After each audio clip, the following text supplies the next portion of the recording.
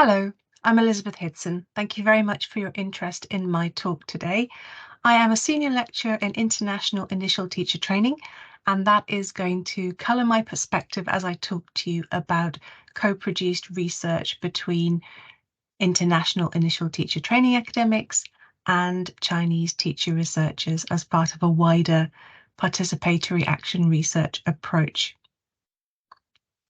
The world that I live in, I work with teachers, trainee teachers, schools, mentors, tutors all day, every day.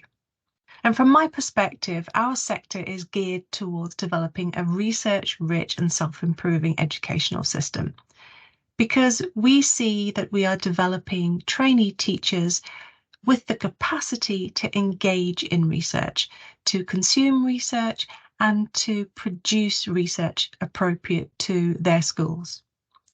We see this as starting very much with the trainee teachers and their tutors and their mentors and working out towards their schools. And so once they become early career teachers, so they're newly qualified, they are then in schools making a difference and trying to make the best outcomes for the students that they teach. They then go on to professional development, which is often research informed, and they create research for larger pieces of assignments and master's degrees, and that all contributes back into school improvement overall. And we like to use the diagram from Cat's about evidence-informed practice. We ask our teachers to take the best available research evidence that they can, that they apply it to their own schools, their classrooms, their regions, their parts of the world, and that they use their experience and expertise and the professional judgment necessary to make sure that what they're doing is appropriate for their students. And that contributes to the idea of evidence-informed practice. Now, it was interesting when I read the paper by Wise et al. About close to practice research. And in the report, they noted that there was an absence of high quality studies that addressed the research of academics with responsibilities for initial teacher education. So basically people like me, people who train teachers, who work very closely with teachers and schools day in, day out. And Perry et al. Called this a situation of being below the radar, that although ITE academics work with schools, they work with trainees, they work with teachers who might be doing postgraduate taught or indeed postgraduate research courses, our work still goes very much below the radar. And that's a concern because I think close to practice research stays close to practice. We're so busy in the doing of the research and creating better outcomes for students and making sure that things are working, that it doesn't tend to be a priority to share that more widely. But if you imagine the school ecosystem as being starting out with the micro level classroom-based research, moving up into school or department level, and then out into the wider region or school group, then I think there is a capacity, there is a potential that we can create impactful research that does more than just make better outcomes at the individual student or classroom level. And so we want to move close to practice research out into the world so that it's getting some recognition, some acknowledgement, and also being able to share knowledge backwards and forwards with stakeholders who might be interested in learning from others. Now, in the international initial teacher training context, it's very interesting because all of our trainees will be everywhere else in the world, except usually in the UK. And if you imagine the situation where in the UK we have 25,000 schools, 500,000 teachers and 9 million pupils, and then compare that to the international approach where we have maybe 13,000 English medium international schools, maybe around 500,000 teaching staff and around 5.8 million pupils. But then narrow that down even further, of those schools, there's around 6,500 British-oriented international schools with around 282,000 staff and around 3 million pupils. those schools will be working to very much the same types of policies and procedures as those in the UK. So what we really need to make sure is that in the international sector, we are getting our trainee teachers to really think about where the research is coming from, what kind of context it's based in, so that they can then apply that in their own context to make most use of the research that's coming out from the UK and other parts of the world. The PGCE that we develop, that we run, has 4 modules. About half of the program is around teaching experience and subject studies, as you'd probably expect. But then the other half of the program is research-based. They do a case study on school-based interventions, and then they do an action research in their own classrooms to try and answer a self-produced research question. And it's this level of research engagement that we want to harness to do more with. And the schools that we work with, the mentors that we work with, they know that we take this approach, and they're very keen on it because they can see outcomes for the effort that the trainees are putting in. Now, recently we had a pot of funding to be able to do some participatory action research. And so we reached out to some of our schools and we started to work with a particular school group in Shanghai. The idea was that the school would bring their own research question and that the academics would work with them to try and help them solve the problems that they had identified. So the problem in this particular instance was that the IGCSE learners needed to be able to master and communicate their scientific capability through reading, listening, writing, and speaking in English and not in their native Mandarin. Science subject competency alone wasn't enough. The teachers wanted to really develop the English for science teaching tools, and so they embraced working with us to be able to find out what's going on already, what do we know, what research is available, how can we take this forward, how can we test what we're trying out, how can we learn from what we're doing slowly and systematically. So we provided some seed corn funding to be able to help them to realise their ambitions of using a trans-languaging approach. So using English and Chinese and backing that up with suitable graphics to be able to really develop the students' understanding. We were able to work with them to find the right kind of literature to read to inform them on how best to take this forward. And so we found that working with us as academics, as research buddies, and taking a participatory action research approach, the school really liked what was going on and was able to see that this research would have impact beyond just one classroom or one subject or one department, but actually that it would have impact at the school level. And so the idea was that the science teachers would be able to train the other departments, showing how well this had been working, and then that the school would be able to feed that knowledge back out into the wider school group. So we're starting to see how micro level research had impact at the meso level and potentially impact at the macro level. So in the English for Science project, the idea was initially taking vocabulary that the students would have and to make sure that they had a suitable graphic, make sure that they had suitable translations so that they would fully understand and then be able to explain their thinking in both languages, making sure that they were aiming always for the assessment in the English language because that's what they would be assessed upon at the end of their IGCSE. So what did we do? The teachers identified the problem. We agreed a protocol for working together. We had regular scheduled meetings online. We shared and discussed plans, reading documents, progress tweaks. We were taking very much a research buddy role in that because it was co-constructed, and ethically everything stayed inside the school. So plans for co-constructing documents to roll out the process were unfortunately curtailed by the Shanghai lockdown from March 22 onwards. So the school had to move online. Things weren't working in quite the same way. They had to pause what was happening in the wider rollout. But as a small-scale pilot project, it worked really well and inspired our thinking and how to move forward with this idea.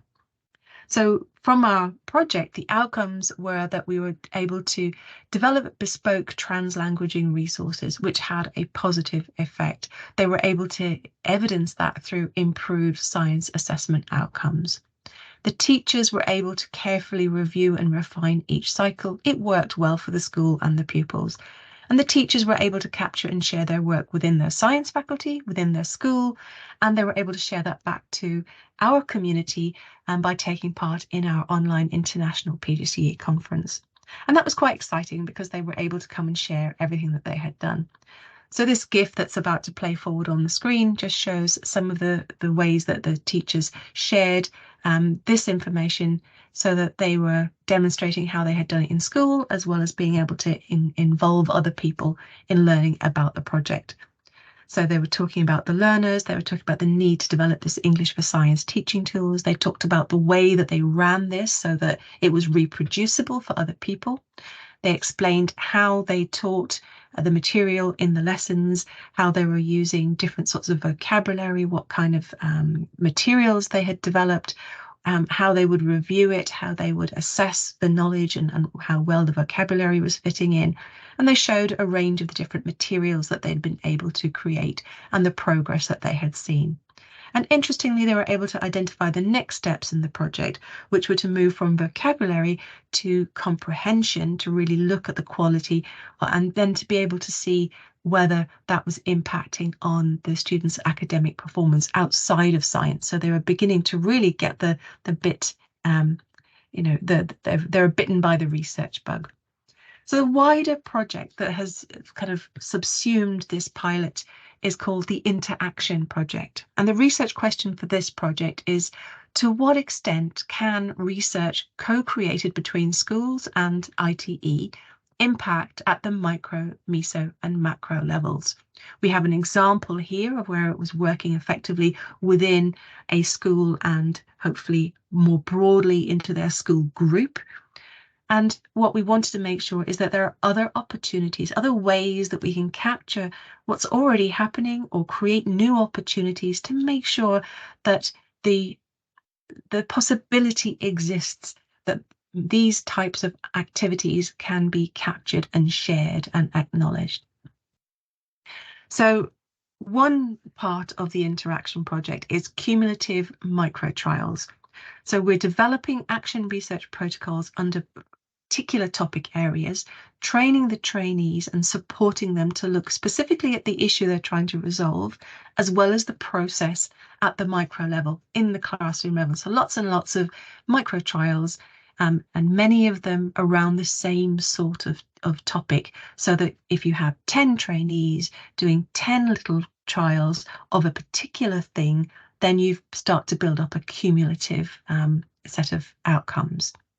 But we're also looking at co-constructing evidence-informed solutions that priorities are more focused from the school leader perspective.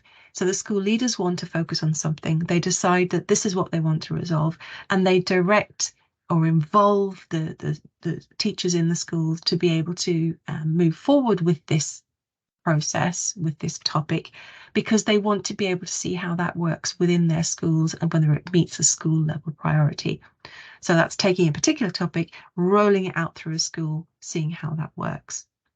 And that means that we can move out of the meso level into the micro level and back up again, and making those things happen at a more kind of vertical way rather than just at the micro level. But then we also are working with a global research schools network, and the school leaders within this network are able to choose whether to take an off-the-shelf kind of package and say, this is what, yes, we'd like to try this and let's work with you in this way, or whether they want to identify something specific that they want to work on. And so they can then also work with a group of other schools who are interested in the same sorts of ideas. And that way we're starting to see how things can work at the macro level, informed back down into the meso level, and informing back down into the micro level. And so we've got activity working across the entire ecosystem of education in the way that we as ITE academics work with them. So we're using a very, very familiar action research approach. So that inside each of these little micro trials is a little series of action research, and then see how that works beyond the individual subject. So in this example, English for chemistry, but if we were to think perhaps English for chemistry, English for science, English for geography, lots of little bubbles of activity working at the micro level. Can it be replicated? If it works in one classroom, can it work in another classroom, a different subject, etc.? Then can we sort of gather them together? Will it work institutionally, this approach? How can we spread it beyond just individual classrooms and get it working? And then will it work elsewhere? Can it be replicated else in another school if another school was to take the same process or the same topic? And then, of course, feeding that knowledge back down through a feedback loop so that we're always learning and sharing knowledge. And so rather than research being kind of stymied at the micro level, it's starting to move up and across into the meso level and up and across into the macro level and back down again, so that we are genuinely taking part in research and knowledge exchange at the sort of practitioner level. And that's quite exciting for us. But of course, there are challenges, there are queries, there are concerns. We are reflective people. We are trying to think about how best to move forward. And if we try to take what we do very naturally every day and shine a spotlight on it, how might that change the nature of what we're doing? So the challenges of practitioner research and the close to practice debate are very close to our hearts. So there is a quotation: "It's amazing what can be accomplished when you don't care who gets the credit." And apparently that's attributed to the 33rd US President, Harry S. Truman. But that means you're still very much under the radar, which I pointed out from Perry et al. So the challenges of these ephemeral project outcomes not being cumulative in the trial sense, but continued cycles to test validity, means that the problem gets solved, but we don't necessarily have that kind of quantity of knowledge. So trying to see if we can get some sort of cumulative approach. But if you hold that thought, impact in schools, therefore, probably needs to be less participatory, more process or evaluation driven to be seen as rigorous and worth reporting. And what about impact at higher education and the ref? Is it a case of publish or perish? But we risk losing the participatory element, the thing that is so valuable in working directly with schools, in our drive to get credit or get acknowledgement or demonstrate impact. So how can practitioner researchers research, report, and disseminate close to practice research with integrity? Because we're all part of the systems that we want to change. So I think one of our big challenges is really looking very carefully at the methodology or different methodologies, depending on what the research questions are that we're trying to resolve, and seeing how that will work together. So those are the big sort of issues that we're grappling with: how to move forward to be able to capture, share, disseminate this work in a rigorous way for our wider community to engage with. So hopefully you have been interested in my talk, you've been interested in to hear about the kind of work that we're doing and the way that we're moving forward, but also the challenges that we're grappling with as we make sense of straddling that sort of practitioner research line. Some references based on some of the things that were raised in this talk are there if you would like to follow those up. But also we are available. I'm at Dr. Hidson, still on Twitter/X, and my program that I work on, the International Initial Teacher Training, is at PGCE IDL, if you'd like to follow or pick up on any of these issues moving forward. So thank you very much for your time, and I look forward to hopefully sharing more in the future.